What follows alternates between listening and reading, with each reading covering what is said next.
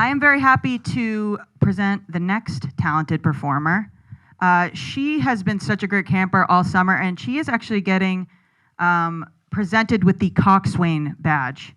And she has done an amazing job steering from the cock of the ship, swaying away from things in the lake as well, and lots of obstacles. She's just really good at this stuff. Carolina Montesquieu, would you like to come up to the stage?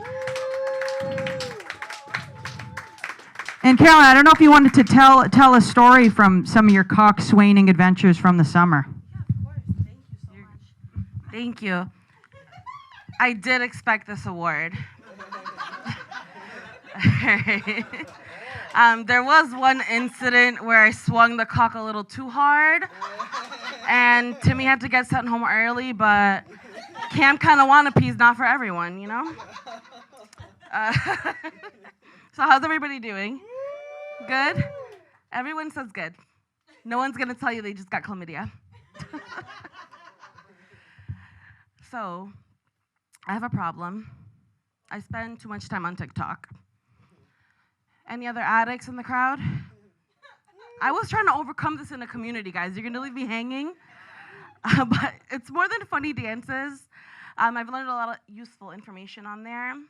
Because it's AI programming, can literally read my mind. I don't mind how invasive it is, though, because I give myself over like a sheep to the government.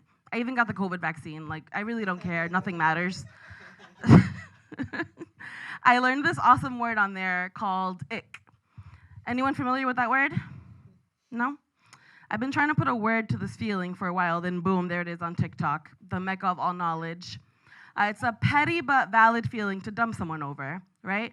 For example, I had a Tinder date pick me up, and we're pulling off, and he's driving this close to the steering wheel. In that split second, I know I was just there for free sushi. The date wasn't gonna go anywhere. I went on a Hinge date, and it's supposed to be a little bit better because it's Hinge, you know, a little classier, a little sass, a little ass, right? And we're having dinner, having a great time. The bill comes out, and he pulls out a wad of cash. My pussy almost cracked at how dry it got. Like, sir, do you not have a bank account? And even if you are a drug dealer, which I'm totally okay with, you haven't figured out a way to wash your money and make it look like a legitimate business you can create generational wealth? No, ma'am. You're short-sighted, and now my pussy's dry, and the date is over. The biggest ick, though, that happened to me was after I already gave up the pussy, that sneaky little bastard. So he starts throwing all the pillows off the bed. I'm like, oh, are we about to wrestle? And he's like, no, I don't sleep with a pillow. What type of Nightmare on Elm Street Jason shit is this? I've never heard of such a thing, like sleeping without a pillow. It's like he's training for the discomfort of solitary confinement. Like, is this like a Dahmer situation? Like, what are you planning? I did stay the night, but I slept with one eye open, so I wouldn't make him angry. But I booked it before breakfast because he looked like the type of guy that would put the milk in the bowl before the cereal, and I know I would just lose my fucking mind. He was a star. So I have had a lot of bad luck dating. I had this one ex. I was with him for 5 years, and 2 months after we officially broke up, he got married. 2 months. And I see that the girl is Guatemalan. I'm like, oh, it's just for papers. Like, he's just making some money. And then I'm like, oh shit, he doesn't have papers. So it's fucking love at first sight. How does he get to be happy first? They're actually in love. I had to lose my faith in God, and now I lost my faith in karma. Some shit. I had another ex that when we were together, we were pretty depressed, but it was like more about me. And we had made a homicide-suicide pact. But then I heard during COVID that he killed himself.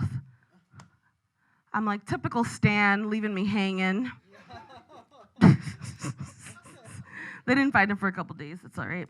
And then the girl that he cheated on me with, that like ultimately ended our relationship, ended up dying too, for unrelated reasons. And then I was like, did I just win something? It feels like it. And most guys dump me because I don't want to have kids. And you know what really ties my tubes? When I tell people that I choose to be child-free, and they say things like, who's gonna take care of you when you're older? Or, you just haven't met the right person. Well, joke's on them, because I'm gonna die when I'm 50. A psychic told me that. And I'm like the Floyd Mayweather of fucking Raw. I'm 80 and 0. So I've fucked 80 people that I already know that I don't want to have kids with. I don't think there's anything else out there, unless I find my magical Guatemalan husband. All right, that's it for me. Thanks for laughing with me, guys.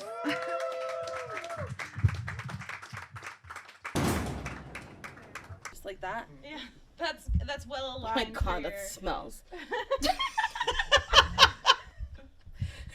Are you ready to rock? That was my first actual like embarrassing experience I had. I ripped like a huge fart right next to Javier Bristol, which was my crush in 3rd grade. And now he's like about to be like the mayor of Haverhill and he still remembers. So that's good stuff.